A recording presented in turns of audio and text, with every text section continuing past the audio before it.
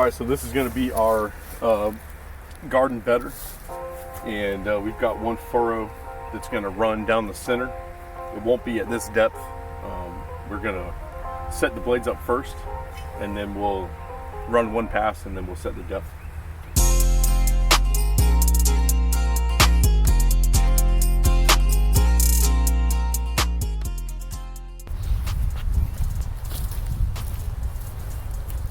So we got the garden bedder hooked up, and I went and adjusted the brackets on each side. I brought them in just a little bit so that the tires won't be going over and compacting the dirt where I'm trying to pull from to build the rows. And now what we're going to do is we're going to use our furrow shank that we have set on here. I've set this as deep as I could, or down as far as I could, and I'm going to measure off this furrow shank to the edges of these discs, and I'm going to get them set up to where I've got about a 24-inch mound when we're all said and done. So these are going to be locked in place, and we're just going to be twisting the disc until I get 12 inches off from the center.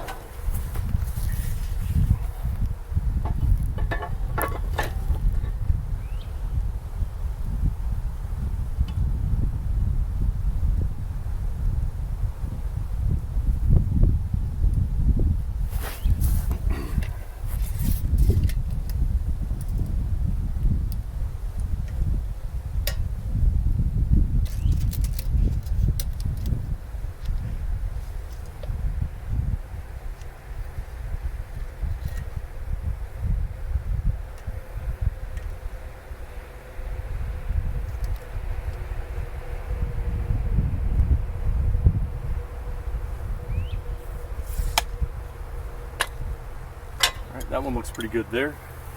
And just the inside of this blade looks like it would be pulling dirt from just on the inside of that tire.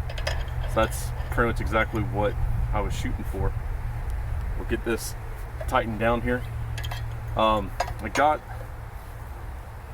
Did not get this with the tractor. I don't remember if Hurst had it or not when I purchased it, but there's a local group over near Stark, Florida, called Lazenby, and they put these things together as needed.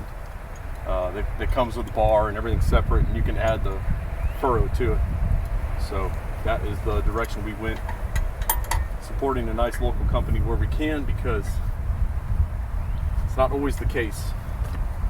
Like I talked about before, someone local may have something you want, but it's kind of hit or miss.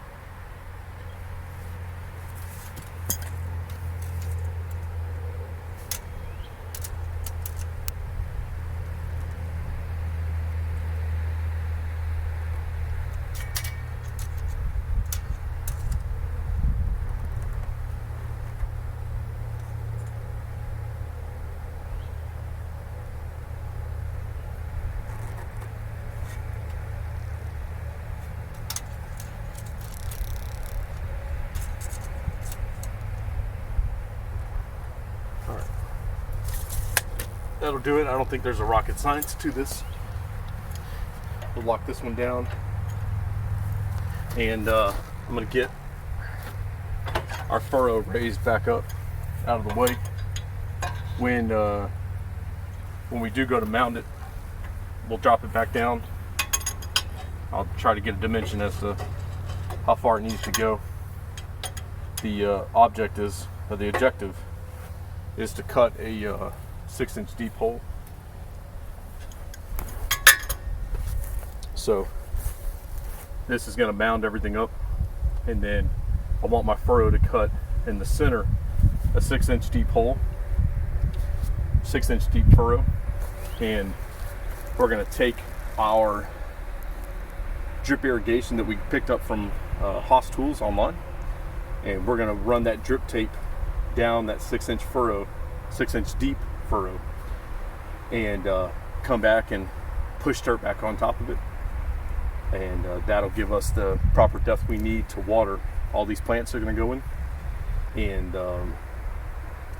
when we're ready, we'll come back and we'll either put a little hole in the ground, transplant, or just push the seeds down for the corn that we're going to put in. But the furrow will make it nice and easy. We won't have to mound it and then come back by hand with a hoe and cut the center out. So one-stop shop. We can take care of 2 or 3 things at one time. So I'm going to take it for a little test drive, and we'll see if we can get this mound the proper dimensions that we're looking for.